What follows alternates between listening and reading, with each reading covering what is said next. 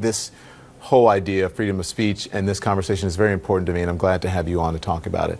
So what started out as a neo-Nazi murder in Charlottesville and the president's failure to denounce Nazi and white supremacists exploded into a discussion in this country about the removal of Confederate statues. Have we gotten away from the point of what happened in Charlottesville, what it was really about?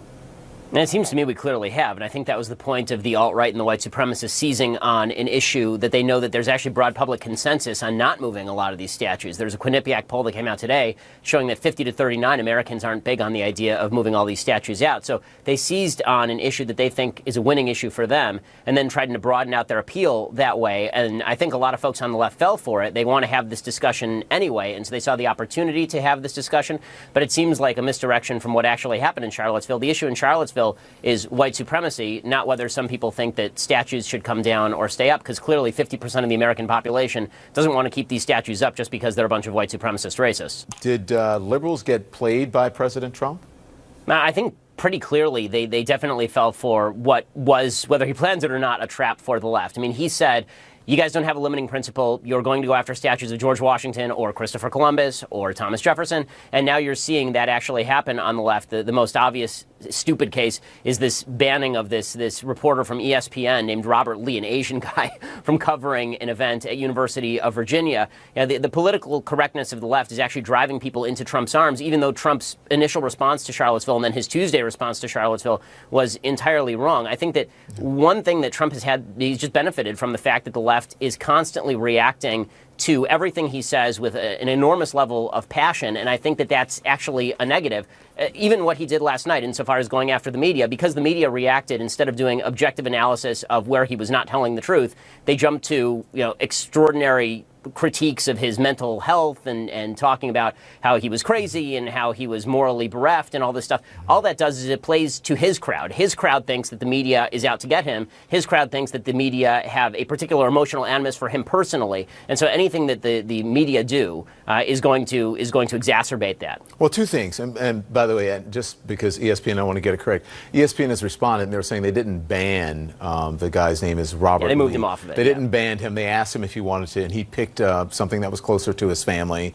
They said that they didn't ban him, and they were looking out for his own interest. They're trying to take away our culture. They're trying to take away our history. And our weak leaders, they do it overnight. The media is simply responding to people who are there protesting and to the story of the statues being taken down. The media hasn't called for the statues to be taken down.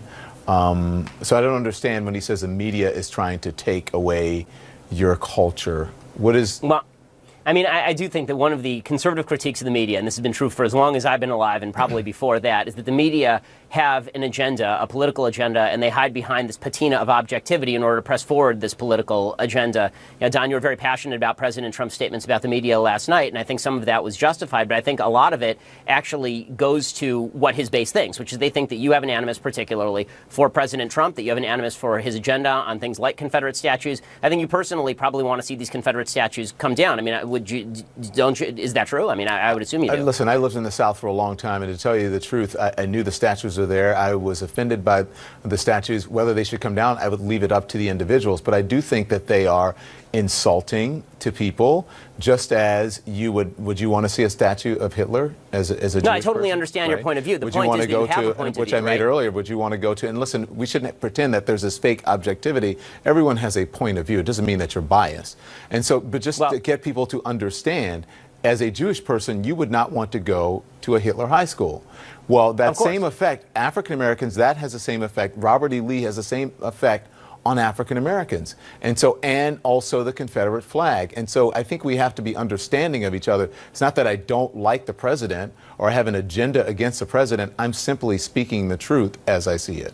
Okay, so and I totally understand that, but what he's saying and what his people are hearing is he's saying essentially that you do have an agenda in terms of what you think, promulgating what you think about Confederate statues. You have a clear point of view on that. That's a perfectly acceptable and I think understandable point of view, but the implication is that you are an objective reporter who's actually propagating a point of view, whatever that point of view may be. I mean, you just said openly that you don't think that your point of view is biased, but your point of view clearly is biased. But I mean, what I said about the president last night coming out of his speech had nothing to do with statues. I was talking about his behavior on stage. So that had nothing to do with that. Yeah. again, totally understood. But the way that it read is that you have a personal animus toward the president, and that's the way he wants to play it. So whether that's true or not, that's the way that a lot of his followers are going to take it. I only have a personal animus towards ignorance when people don't know their history, whether that's the President of the United States, a guest on this show, or someone I speak to on the street.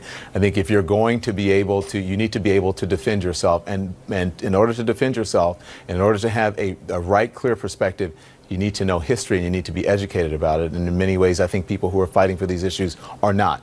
And that means the people who want to take the statues down and some of them who do not want to take the statues down.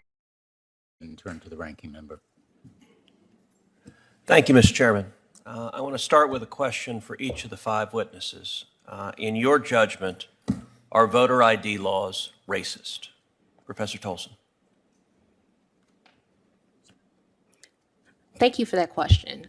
So it depends. One thing we have to stop doing is treating all voter ID laws as the same. Okay, so your answer, I want to move quickly, so it depends is your answer? Yes, that's my answer. Okay, so what voter ID laws are racist? Apologies, Mr. Cruz, your state of Texas, perhaps? Okay, so you think the entire state of Texas is racist. What about requiring an ID to vote is racist? So I think, sir, that's pretty reductive. I'm not saying the entire state of Texas is racist. You just said my state of Texas, so you tell me, what about the Texas voter ID laws is racist? So the fact that the voter ID law was put into place to diminish the political power of Latinos with racist intent and had been found to have You're racist asserting intent, that. What's your evidence for that? The federal district court that first resolved the constitutionality of Texas's voter ID law. Okay, so your view is voter ID laws are racist.